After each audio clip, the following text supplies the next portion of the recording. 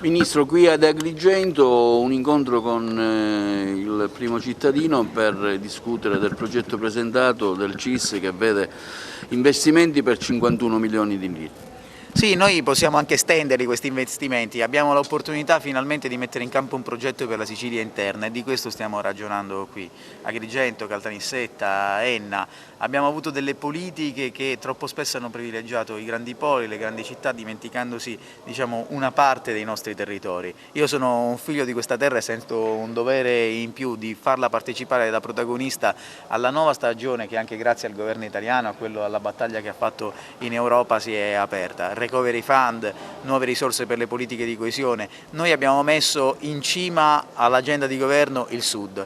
C'è un Sud nel Sud che io conosco bene perché vengo da qui, ecco, forse proprio da qui dobbiamo partire.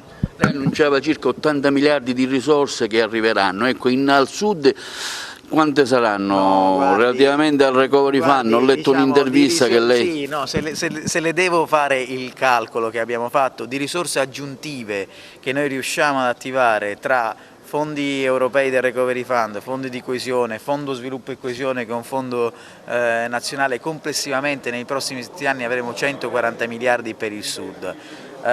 Mi faccia dire che questa è la priorità e poi è spenderli bene. E peraltro ieri è scattata una misura straordinaria che il Mezzogiorno aspettava da anni, una fiscalità di vantaggio al Sud, perché mentre noi dobbiamo colmare il nostro ritardo infrastrutturale di servizi, per le imprese e per i lavoratori questo diventa un costo aggiuntivo che non possiamo scaricare su di loro. Ecco perché da ieri al Sud si pagano il 30% in meno di contributi e dunque lavorare e produrre al Sud sarà più conveniente. Abbiamo fatto questa proposta proprio per salvare i salari, salvare il potere d'acquisto delle famiglie. Guardate, non è solo un tema di giustizia, io sono un ministro di sinistra, non è solo questo il tema, è che serve all'economia, cioè noi abbiamo bisogno di avere una domanda interna forte, cioè delle persone che consumano, e se continuiamo a tagliare soprattutto le fasce medio-basse della popolazione e poi l'economia chi la farà girare? Ministro, ma il gap tra il nord e il sud, qui abbiamo ancora delle strade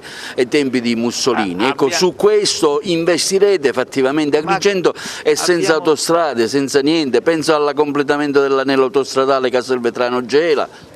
Abbiamo detto che partiamo proprio da questo, dalle infrastrutture per spezzare l'isolamento di questi territori, altrimenti ogni progetto di sviluppo, se il territorio resta isolato, è un progetto di sviluppo monco. Questa è la priorità.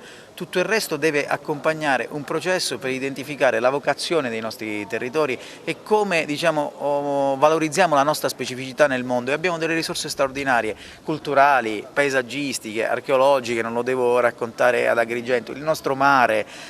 Abbiamo la capacità in questo tempo di affermare anche il valore non solo di una dieta ma di uno stile di vita mediterraneo e quindi favorire anche un percorso di sostenibilità dalla nostra agricoltura alla gestione delle risorse idriche, del territorio, cioè è un progetto di sud quello che possiamo realizzare nelle aree interne che serve mai come oggi all'Italia e che può diventare non solo bello, attraente un mese l'anno d'estate, ma proprio attrattivo di nuove idee, nuovi capitali. Questo è l'impegno che ci assumiamo per il Mezzogiorno. C'è un fenomeno straordinario in questo momento che dobbiamo intercettare. Tanti giovani che se ne erano andati in questi anni, se ne sono andati non solo perché gli manca il lavoro domani mattina, ma proprio per questo, perché non vedono un progetto di futuro da qui a 10-20 anni, tant'è che sono le famiglie stesse a dirgli di andarsene.